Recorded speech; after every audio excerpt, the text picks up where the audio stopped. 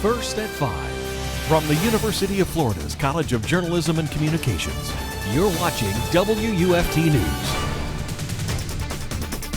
Welcome to WUFT News First at 5. I'm Joe Colombo. And I'm Alexis Clevenger. Thanks for joining us.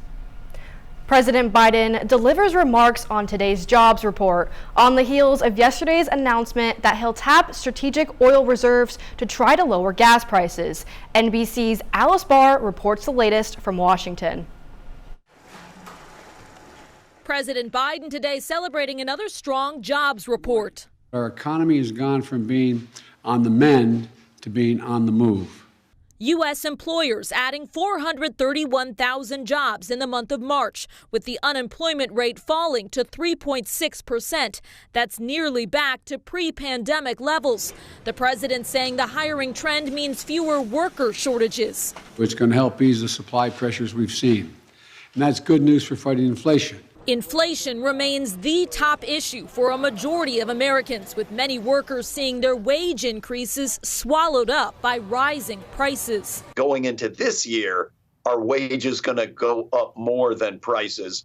Thus far, for the first 3 months, they're pretty close. So I think the jury's still out.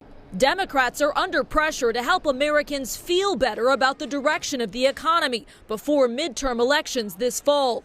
And with soaring gas prices delivering the sharpest blow. As soon as I opened the car door, I just spent $120.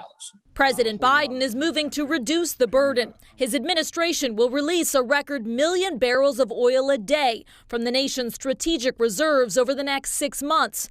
The president today announcing more than 30 other countries will release from their own reserves, pumping more supply into the market to offset global fuel disruptions from Russia's invasion of Ukraine.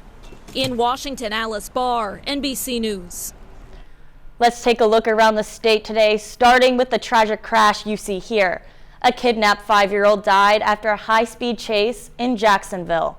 The driver sped off when an officer attempted to stop her, leading police on a 30-mile chase on I-95. While attempting to exit the interstate, the woman drove off a ramp and into a pond. A 32-year-old Pamela Cabrera was apprehended by the officers in the water, but the child could not be found. A dive team later recovered the child's body. In Punta Gorda, a fire destroyed 7 homes. It started outside of condo, and wind speeds of almost 30 miles per hour caused the fire to quickly spread. Firefighters spent hours battling the fire at Emerald Point condominiums. Alachua County is conducting controlled fires to preserve nature. According to the Department of Agriculture, more than 88,000 controlled fires in Florida happen each year. They help to kill invasive plants that are affecting the ecosystem. After a wet day yesterday, it's looking a lot sunnier now. WUFT's Zoe Robinson joins us now with the weather forecast. I mean, yes, gorgeous conditions today. Yesterday was not the best. We actually saw almost 1.5 inches compared to this time yesterday as far as rainfall totals, but no rain today. Temperatures sitting in the low 80s across our area. Conditions looking good as we head through the rest of the evening. Comfortable for dinner time, cooling down nicely with increasing cloud coverage. But tomorrow, hope you didn't put that umbrella away just yet. We'll have an increasing chance for rain as we head throughout the rest of the afternoon tomorrow, so get the errands done in the morning. That's prompting the SPC to issue this severe outlook for tomorrow. I'll have more on what this means coming up after the break. Back to you at the desk. Gainesville city leaders may start a translation service to help new immigrants. It's one of several initiatives to foster inclusivity. WUFT's Gomay Martel shares with us the reaction of the Hispanic community. Parece una idea magnífica. De verdad que me encanta esta idea que están haciendo. Una idea totalmente excelente. Creo que es algo necesario para los que están recién llegados. Esta fue la reacción de la comunidad hispanohablante ante la nueva iniciativa en la que están trabajando los comisionados de la ciudad y el Comité de Iniciativa de Inclusión de Inmigrantes de Gainesville, conocido como GINI. Bueno, uno de los retos más difíciles para mí es tratar de estar en un médico y tener el Wi-Fi suficiente para poder tener la señal para usar el traductor. Para Gina, el idioma se ha convertido en una barrera, al punto de no querer salir de su casa. No salgo a comprar comida, no hago muchas cosas simplemente pues, o porque se burlen, porque no sé hablar bien, o simplemente porque no tengo la ayuda necesaria para poderme comunicar como yo quiero hacerlo. El programa busca crear una posición que le dé una voz a la comunidad internacional, algo posible mediante una línea telefónica a la que podría llamar para comunicarse con alguien y solicitar servicios gratis de traducción en diversos idiomas. All of them list Spanish as being number one in terms of being the most common language for limited English proficient speakers, but we've also been seeing Chinese Mandarin, Haitian Creole, Vietnamese, and Portuguese. Teniendo en cuenta todos estos gastos, la ciudad estima que el proyecto terminará costando alrededor de $316,000. Aunque algunas personas opinan que quizás es mucho dinero, los líderes de la ciudad están convencidos de que este proyecto puede marcar la diferencia. I think this is foundational. I think we start with these language access services and then we look at how we can expand programs to the community and really start to host more of an international feel to the city. Para aquellos que llevan poco tiempo en el país, sí es importante tener una persona con quien poder comunicarse. María Gutiérrez, quien dio a luz pocos meses atrás, dice que con la ayuda de un traductor, su experiencia podría haber sido diferente. Ya de por sí estaba comprometida mi salud y el entrar a quirófano y no entender lo que el doctor me quería, en qué posición me tenía que poner para ponerme las agujas, fue muy desesperante. Mientras la ciudad trabaja para hacer este sueño una realidad, las personas pueden ir aprendiendo inglés gratuitamente gracias a programas como Children Beyond Our Borders. Para conocer más datos sobre las clases y registrarse, puede escanear el código que aparece en pantalla. Thanks, Gwamai. A new grant from Gateways for Growth will provide up to $20,000 toward the cause. The grant will help fund Language Access Institute's A Day of the Immigrant event and education assemblies. And moving on to a different program aiming to help the community, Florida's new World Reading Initiative is already creating an impact. So far, 100,000 children have enrolled in the program designed to help them improve their reading skills. Florida's Free Book Initiative has already shipped over 300,000 books to elementary school students. The project allows children to choose themes that interest them.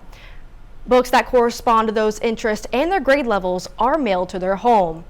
The $200 million program, which was passed by the Florida legislature last year, is similar to other states' book-giving programs.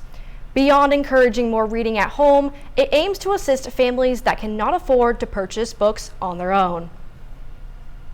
Two Men and a Truck is running a collection to benefit abused and homeless mothers in need.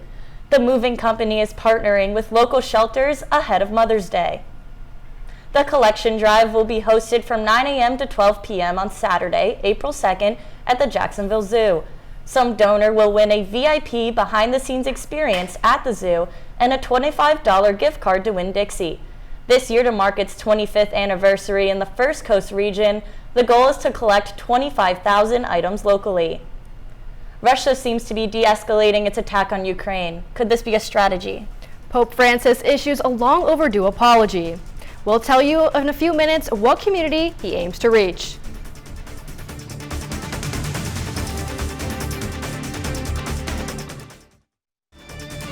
You're watching WUFT-TV News. Welcome back. Russia says it's continuing to withdraw some of its troops from the northern Kyiv region. But Western intelligence sources think the forces are simply repositioning for further attacks. NBC's Molly Hunter reports from Western Ukraine. Now, as virtual peace talks get underway again, the trust on the Ukrainian side is really low. So we're watching two areas especially closely today. Up near the capital of Kyiv. Now, President Putin earlier this week vowed to de-escalate around Kyiv and around Chernihiv. Now, overnight, according to the UK Ministry of Defense, they say both Chernihiv and Kyiv have been subjected to continued air and missile strikes despite Russian claims of reducing activity in these areas. They also go on to say that Ukraine has continued to make successful but limited counterattacks to the east and northeast of Kyiv. So part of the equation, part of the narrative is definitely Russian forces are withdrawing. And according to Western intelligence officials and the Ukrainians, they're withdrawing so they can resupply, reorganize, regroup for another attack. The other area we are really focused on today is down in Mariupol. It's in the southeast of the country on the Sea of Azov. It has been besieged, starved out by the Russians for the last month. So today was going to be another big attempt to get people out of there. 45 buses was our understanding. We're standing by in Berdyansk. The evacuation route goes from Mariupol to Berdyansk, then to Zaporizhia. Zaporizhia is a bigger city, allows people to then kind of board trains to the west to Lviv, which is where I am. But of those 45 buses, we now understand that 42 are standing by, hoping to take 2,000 people out. So it sounds like the buses and the ICRC vehicles right now are heading into Mariupol, hoping to evacuate civilians. Molly Hunter, NBC News, Lviv, Ukraine. Pope Francis acknowledges the Catholic Church's role in the abuse of Canada's Indigenous people. In a speech to Canadian Indigenous leaders at the Vatican, he apologized for historic abuses and the lack of respect shown for their identity, culture, and spiritual values. From the 19th century to the 1970s, more than 4,000 Indigenous children died from neglect or abuse in residential schools, many of which were run by the Catholic Church. It's a historical first step. However, only a first step. More news to be done to address the Truth and Reconciliation Call to Action number 58. The next step is for the Holy Father to apologize to our family. Indigenous leaders had long called for an apology. 3 groups met separately with Pope Francis this week, culminating with today's audience. The U.S. House of Representatives has voted to decriminalize marijuana. The vote was 220 to 204, so it was passed by a narrow margin. If approved by the Senate, it would legalize marijuana nationwide, eliminating criminal penalties for anyone who manufactures, distributes, or possesses the substance. The bill also expunges the record of people convicted of nonviolent cannabis offenses. I was not the biggest fan of yesterday's weather. I know, I hope this weekend is just as nice as today. Saturday, probably not looking like the best day as that stationary front sits across the panhandle, but take a look. Sunday, as that cold front pushes away that stationary front, looking better. I'll have the rest of the forecast coming up after the break.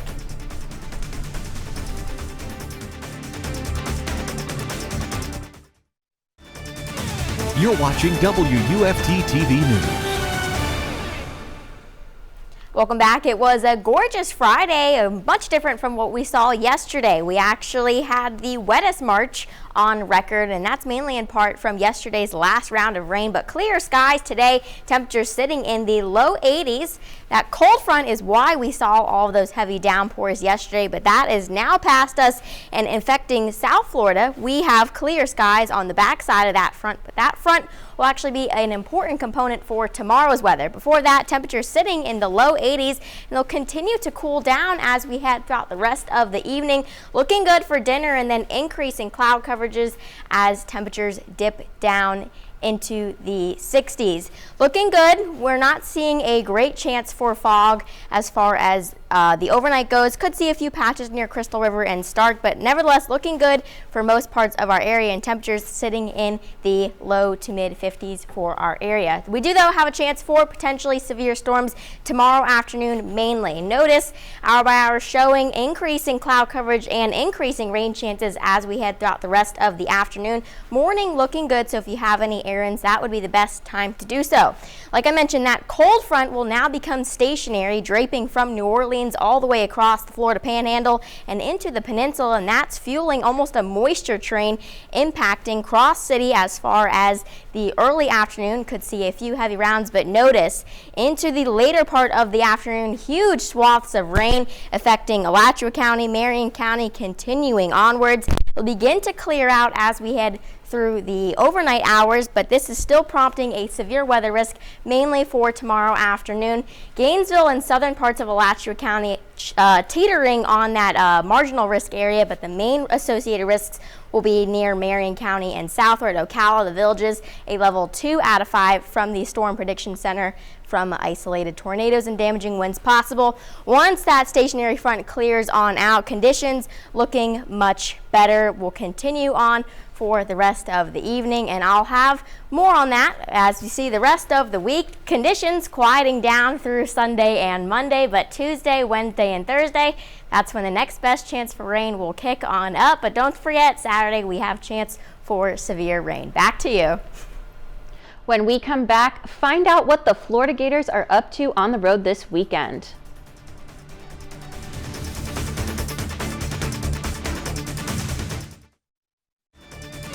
You're watching WUFT-TV News. Welcome to sports. I'm Caitlin Wojcik. The number 14 Florida baseball team is looking to even up its series against number 23 Georgia tonight. The Gators lost 7-6 on a walk-off to the Bulldogs yesterday. Hunter Barco was on the mound for Florida in Thursday's game and had a rough start, giving up 4 straight hits and 2 runs in the first inning. Judd Fabian and Matt Gassett each hit home runs in the game, marking Fabian's 11th homer of the season and Gassett's first in his career. First pitch tonight is set for 6. Keeping it on the diamond, number 7 Gator Softball is on the road for a weekend series against the number 17 Auburn Tigers. Florida's last SEC matchup was against Tennessee, where the Gators lost the series 2-1. Florida is currently on a 2-game winning streak after their 10-3 win over UCF Wednesday. Right now, the Gators sit 28-5 overall with a 5-4 SEC record. First pitch tonight is at 7. Number 2 Gator Gymnastics is also in Alabama this weekend for the NCAA Auburn Regional. Florida advanced to the regional final after a second-round win yesterday. Trinity Thomas scored 2 10s in the meet, one on floor and the other on uneven bars. Her uneven bar performance was the last 10 she needed to finish her season slam, the first season slam in the 50 years of Florida gymnastics. The Gators will face Auburn, Denver, and Kentucky on Saturday. Gator football had its first closed spring scrimmage on Thursday. Florida's players heard from Los Angeles Rams general manager Les Snead yesterday. Here's what Gators football head coach Billy Napier said about the visit.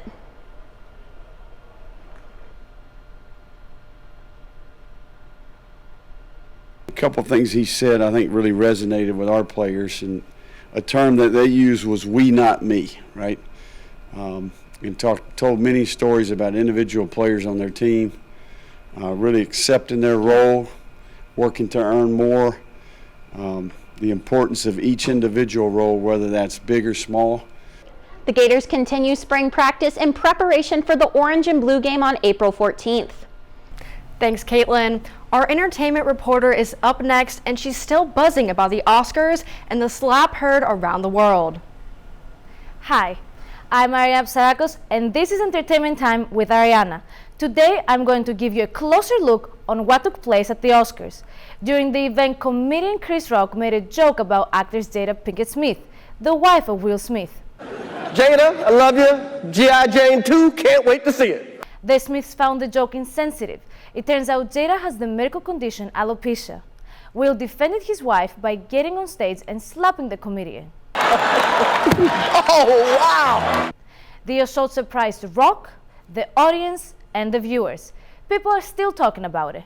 In my opinion, I think it was fake, because you see somebody coming at you and you put your hands behind your back, like you don't even trying to defend yourself or anything. So in my opinion, I think it was fake, yeah. Others say what Smith did was inappropriate. It was kind of like an embarrassing moment for everybody there, and it spurred a lot of controversy. Chris Rock says he's still processing what went down, but will not press charges against Smith. He even joked about the incident at his recent comedy show. And I'm still kind of processing what happened. I'm Ariana Psarakos, and that wraps up today's dose of entertainment news. Hope to see you next time. Thanks, Ariana. And as the weekend is approaching, I'm wondering if it'll be a good idea to go to the beach. Yeah, I know it will be raining in the afternoon. What do you think, Zoe? I mean, I personally wouldn't be taking a trip to the beach anytime tomorrow. You could squeeze in maybe a few hours in the morning, but we do have a potential for severe weather, mainly in the afternoon. That's from this cold front draped across that has now turned into a stationary front. That's going to fuel a line of showers and thunderstorms to basically push across coast to coast, moving from west to the east and affecting most parts of our area in the afternoon. So heavy rainfall expected, and that'll continue all the way through the evening. all of this heavy rounds of rain is prompting the Storm Prediction Center to issue this severe weather outlook. Gainesville, Alachua County, and on that border between Marion County, teetering in that marginal risk, but the main chunk of it, a 2 out of 5 for Ocala, the Villages, and Sanibel, all the way down through the overnight hours. For the morning, we are looking good, but once again, as that afternoon kicks in, temperatures rising, and back to you. Thanks, Zoe. BBC World News is next, and the PBS NewsHour is coming up at 7. But your Florida news is always on at WUFT.org. Have a good night.